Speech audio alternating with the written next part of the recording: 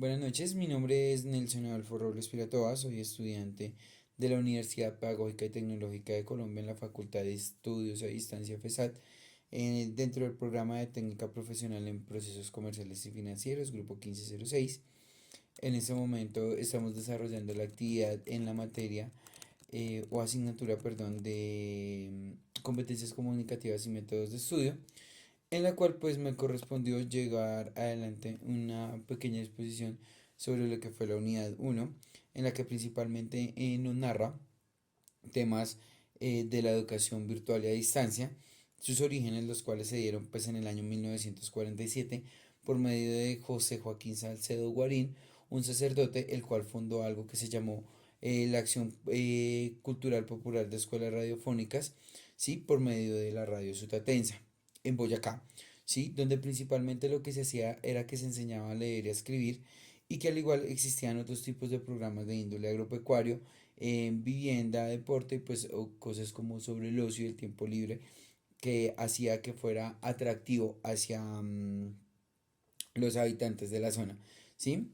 Bueno, dentro de ese tema de la educación virtual a distancia, hubo algo que me llamó mucho la atención cuando desarrollamos ese tema de la unidad, que fue la comunicación sincrónica y asincrónica, en la cual nos explicaba que esa comunicación sincrónica era toda aquella que nos brindaba un tipo de comunicación en tiempo real, como por ejemplo la chat, las llamadas y bueno, todo ese tipo de cosas.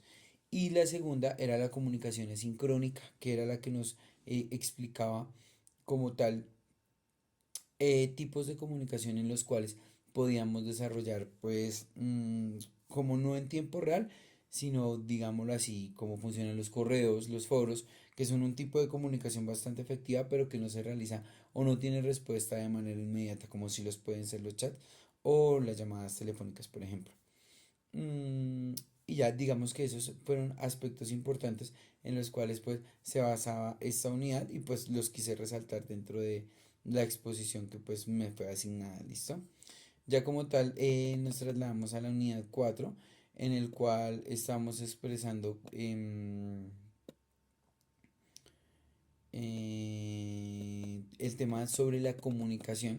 Entonces pues dentro de los materiales de estudio y de apoyo, me llamó mucho la atención unos temas en los cuales nos expresaba y nos decía cómo ha sido la evolución dentro de esas temáticas que se mostraban anteriormente, evolución dentro de esas temáticas que se mostraban anteriormente, o los componentes que se mostraban anteriormente dentro de la comunicación. Nos decía que antes pues simplemente se decía que había un interlocutor y un receptor, que a base de eso se llevaba como la comunicación.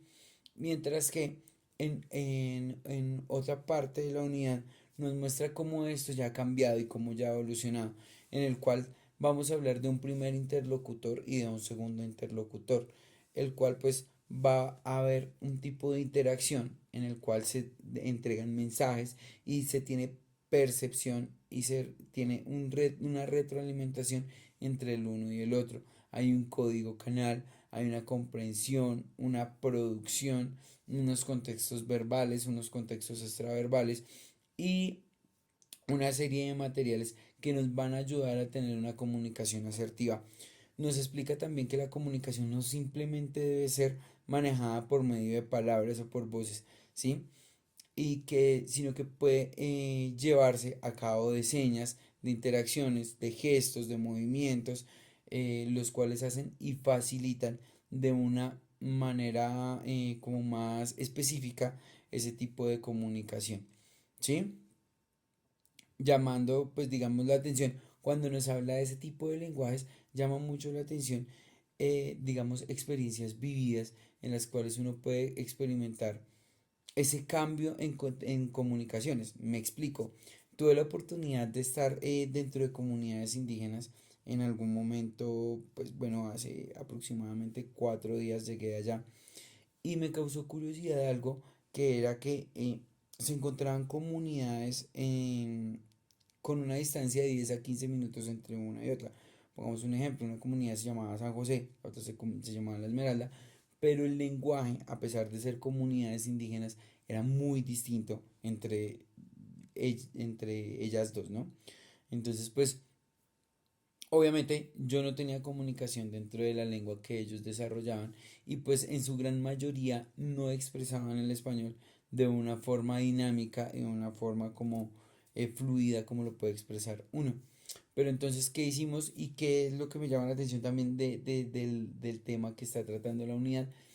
Y es que por medio de gestos, señas, no sé, como el poder expresar las emociones, el poder captar todas las cosas que ellos querían entregarme y yo poder hacerme entender por medio de gestos, se logró desarrollar. Bueno, ahora vamos a hablar de la unidad 2, que se basa en competencias comunicativas y de estudio. Las habilidades comunicativas son de vital importancia para el desarrollo de cada una de las actividades en el quehacer diario del estudiante. Así es una de las partes fundamentales para nosotros como estudiantes o como futuros empresarios, administradores, tener una base muy buena de la comunicación porque es por medio de ella donde vamos a hacer llegar el mensaje de la manera correcta para nuestros clientes o para nuestros estudiantes o asimismo para nuestros propios docentes. ¿Qué es la lectura? La lectura es una necesidad. Saber leer más y mejor es una de las habilidades más preciosas que puede adquirir el hombre moderno. Blake, 1969. La lectura es una de las cosas y de los factores más importantes que un administrador o un profesional debe tener, ya que por medio de ella es donde vamos adquiriendo nuevos conocimientos, evolucionando cada vez más. Entonces, ¿por qué podríamos decir que la lectura es uno de los hábitos que también es uno de los más difíciles de poder como adquirir debido a la forma en la que nosotros podríamos estar leyendo? Y es leer sin propósito. Por eso vemos acá el tipo de lectura.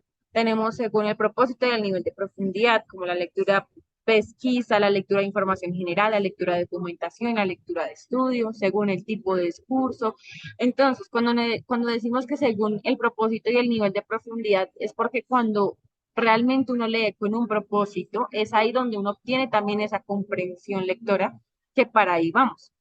¿Qué es la comprensión lectora? La comprensión lectora es la capacidad que se tiene para interpretar y captar las ideas que se encuentran en el texto escrito. La eficacia de esto se dirige en tres niveles. Está la comprensión literal, la comprensión inferencial, la comprensión crítica. Cuando hablamos de comprensión lectora, muchas veces nos olvidamos de lo que realmente significa la comprensión lectora. ¿Por qué? Porque más del 80% de los estudiantes y personas que habitan, básicamente, no tenemos una comprensión lectora al momento de leer, sino que leemos por leer. Leemos como si solamente estuviéramos haciendo algo automático, pero no realmente entendemos lo que nos están diciendo o el mensaje que nos están queriendo hacer llegar, ¿verdad? Por eso tenemos estos tres niveles. La comprensión literal es cuando nosotros leemos un texto que es literal, o sea, así como lo dice. Entonces, el pollo es amarillo y está con sus hermanos, que son cuatro hermanos, vuelan, comen, hacen. Ese podría ser un ejemplo de un texto literario, que el mensaje es súper claro y no necesita una comprensión más allá. Tenemos la comprensión inferencial. Es ahí donde nosotros vemos como que es una comprensión intermedia, donde sí se necesita un pensamiento más crítico, decir, bueno, está diciendo esto, este texto, realmente me quiere decir esto, o puede ser que también puede estar siguiendo por este lado. Y por último, tenemos la comprensión crítica e intertextual. Esa es una de las más profundas que podemos llegar a tener porque es ahí donde nosotros sacamos, ahí sí como dice, ahí mismo, valga la redundancia, nuestro pensamiento crítico, nuestras formas de ver el texto, porque muchas veces un texto no es lo mismo para todos los lectores, ¿cierto? Entonces ahí es cuando genera ese pensamiento crítico. ¿Qué tipos de textos existen? Bueno, tenemos el texto descriptivo, el texto narrativo, el texto convencional, el texto instructivo, el texto predictivo, el texto explicativo, argumentativo y retórico. ¿Listo? Muchos de estos textos significan lo que su misma palabra lo dice. Por ejemplo, el texto descriptivo es un texto que está describiendo alguna situación, cosa, objeto, persona. El texto narrativo narra una historia, una novela, un cuento, una historia. El explicativo es un texto que está explicando algo que está sucediendo, podría suceder. El texto argumentativo, el texto retórico, ¿cierto? Entonces, bueno, tenemos los componentes de la comunicación, está la fuente, hace referencia al origen del mensaje, tenemos el emisor, que es la persona que envía el mensaje, tenemos el receptor, que es la persona que recibe el mensaje, es el mensaje que es como el contenido que está siendo transmitido hacia el receptor, el canal que es por medio de donde va a llegar ese mensaje, la retroalimentación es que realmente asegura que ese mensaje fue recibido, el ruido, y es ahí donde el ruido es los obstáculos que pueden haber durante la comunicación, y es ahí donde muchas veces las personas nos quedamos estancadas en el ruido, en que no hacemos llegar bien el mensaje por esos pequeños obstáculos. Y por último tenemos el contenido que se refiere a aquello que se encuentra entre pues, el receptor y el emisor. El proceso de la escritura. La escritura nace como una necesidad del hombre por querer presentar de manera visible su pensamiento, registrándolo a lo largo de la historia. La escritura es una de las comunicaciones más plasmantes, podría decirse, ya que por medio de ella muchísimos autores han como dejado su huella. ¿En qué sentido? Muchos de los autores se desahogaban contando su vida personal, su imaginación, la vida de otra persona que les causó un impacto emocional por medio de la escritura. Por eso dice que es una manera de presentar algo visible por medio del pensamiento. Entonces es algo muy, muy, muy importante. Tenemos que para eso se da lo del para qué, quién, qué, cómo, dónde, por qué, cuándo. El uso de los organizadores gráficos en el proceso de enseñanza-aprendizaje, eso es correspondiente a la unidad 3. Tenemos los cuadros sinópticos, los diagramas de Venn, los diagramas de flujo, tenemos los hormigramas, los diagramas causa-efecto, líneas de tiempo, infografías y los mapas mentales, los mapas conceptuales. Em, entonces, podríamos decir que los diagramas, bueno, el uso de los organizadores gráficos ha ayudado muchísimo en el proceso de enseñanza porque no todas las personas aprendemos de la misma manera. Hay personas que aprenden subrayando, hay personas que aprenden más haciendo un cuadro sinóptico, haciendo un diagrama de Venn, haciendo un mapa conceptual, un mapa mental. En lo personal, yo aprendo muchísimo más o mi método de estudio es subrayando. ¿Verdad? Entonces, pero bueno, vamos a ver un poquito de cada una de ellas. Los cuadros sinópticos, em, o sea, como lo dice ahí, se han utilizado desde hace mucho tiempo para representar visualmente y de manera lógica aquello que queremos transmitir, pues brindan una estructura global, ¿cierto? Coherente con un tema en particular. Tenemos los diagramas de Venn. Básicamente todos estos como diagramas, gráficos, también tenemos la línea de tiempo. Todos estos organizadores gráficos lo que hacen es facilitar el método de estudio del estudiante, de un profesional, eh, de básicamente cualquier persona. ¿Listo? Esto es la unidad 2 y 3.